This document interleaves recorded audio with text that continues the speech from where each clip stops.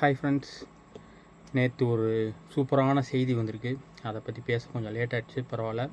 Stephen ஃப்ளமிங்கை CSK management வெளியில் அனுப்பியிருக்காங்க. Mutual decision சொன்னாலும் அது ஒரு ஃபார்மாலிட்டிக்காக சொல்கிற வேர்டு தானே ஒழிய, மற்றபடி சிஎஸ்கே மேனேஜ்மெண்ட் வந்து ஒரு வழியாக 18 வருஷத்துக்கு அப்புறம் 5 டைட்டில் ஜெயிச்சு கொடுத்த ஸ்டீஃபன் ஃப்ளமிங்கை இங்கே விட்டு அடுத்த கோச்சுக்கான தேடலில் இறங்கியிருக்காங்க. இதில் என்ன இப்போ உனக்கு இவ்வளோ சந்தோஷம்? சிஎஸ்கே ஃபேன்ஸே சந்தோஷமாக தான் இருக்காங்க. அதனால் ஆனால் இது ஸ்பெஷலாக ஒரு போஸ்டாக போடுற அளவுக்கு என்ன சந்தோஷம் அப்படின்னா, இந்த ஸ்டீஃபன் ஃப்ளமிங்னு ஒரு ஆள் இருக்கார்ல, அந்த ஆள் மேலே ஒரு எப்படி சொல்கிறது, தீரா கோபம், ஜென்ம பகை அளவுக்கான கோபம் எனக்கு உண்டு. அது ஏன் அப்படின்னா, 2003 வேர்ல்டு கப் அப்போ நடந்த ஒரு விஷயம். அதாவது 2003 வேர்ல்டு கப் முன்னாடி 2002 நம்ம வந்து நியூசிலாந்து டூர் போவோம். ஒரு 7 ஓடிஐ விளாடுவோம், ஒரே சீரீஸில் 7 ஓடிஐ அப்போ விளாண்டுருக்கோம். அதாவது 5-2 தோப்போம்னு நினைக்கிறேன். ஆமாம், 5-2 தோப்போம். சச்சின் அந்த டோர்னமெண்ட் விளாடல, அந்த சீரீஸ் விளாடலை. நம்மளை வச்சு சதைச்சி எடுத்துருப்பாங்க. அதாவது 4 ஓடிஐயில் வந்து 120 ரன்னுக்குள்ளே ஆல் அவுட் ஆகும்னு நினைக்கிறேன். 4 ஓடிஐயில் 120 ரன்னுக்குள்ளே ஆல் அவுட் ஆகும். டேரில் டஃபின்னு ஒரு பவுலர், அவரும் ஆடம் மில்ஸ்ன்னு நினைக்கிறேன், அவங்க 2 பேர் தான். ஷேன் பாண்டும் எல்லா மேட்ச் விளாண்டுருக்க மாட்டார், இருப்பார், பட் எல்லா மேட்சும் விளாட்ல. அவர் அப்போ இருந்தே அந்த இன்ஜுரி ப்ரோன் தான். ஆனால் டேரில் டஃபி எனக்கு நல்லா ஞாபகம் இருக்குது.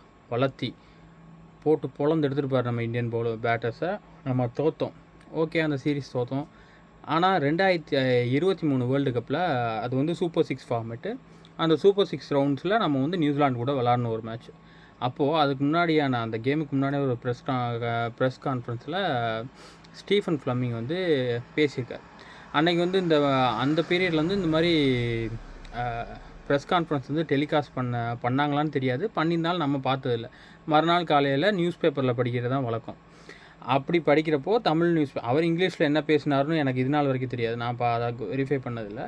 பட் ஆனால் அவர் தமிழ் நியூஸ் பேப்பரில் என்ன எழுதியிருந்தாங்கன்னா, வெந்த புண்ணில் வேலை பாய்ச்சுவோம் அப்படின்னு ஒரு டைட்டில் போட்டு அந்த நியூஸ் இருந்தது.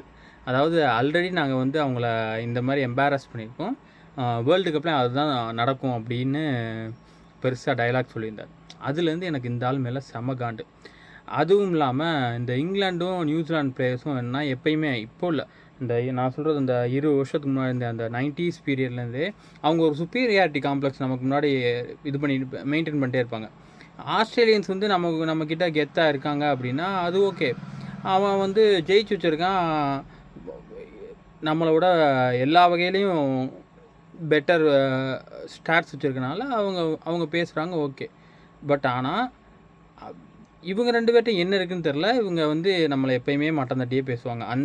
அந்த பீரியடில் இருக்க பிளேயர்ஸ், இப்போது வந்து நிறைய பிளேயர்ஸ் அந்த மாதிரி இல்லை. பட் ஆனால் அந்த பீரியடில் ஸ்டீஃபன் ஃப்ளமிங்கு, ஜேக்கப் ஓரமு, அப்புறம் கிறிஸ் கெய்ன்ஸ்ன்னு நினைக்கிறேன் அந்த ஆல்ரவுண்டர் ஒருத்தர், அப்புறம் இந்த மீசை வச்சுட்டு அவர் பேர் என்ன, நல்ல பேரே, மெக்கலமுக்கு முன்னாடி மெக்மில்லன் அவர், இவங்க எல்லாருமே அந்த ஆட்டிடியூடோடய இருப்பாங்க. அதனால அவங்க மேலே வந்து ஆரம்பத்துலேருந்து அந்த காண்டு இருந்தது. அப்படி ஒரு நம்ம எதை சொல்கிறல, இந்த ஜென்ம பகை அந்த ஆள் மேலே அவ்வளோ தீரா கோபம் இருக்கிறப்ப, சிஎஸ்கே மாதிரியான ஒரு most successful, most favourite, most followed ஃப்ரான்ச்சைஸோட, அதுவும் இந்தியன் ஃப்ரான்ச்சைஸோட கோச்சாக அவருக்கு இருந்தது வந்து எப்படா அந்த ஆளோட காலம் முடியும் அப்படின்னு நினச்சிட்டு இருந்தேன். அது நேத்தோடு முடிஞ்சிருக்கு. அதனால் ரொம்ப ரொம்ப ரொம்ப சந்தோஷம். தேங்க்யூ.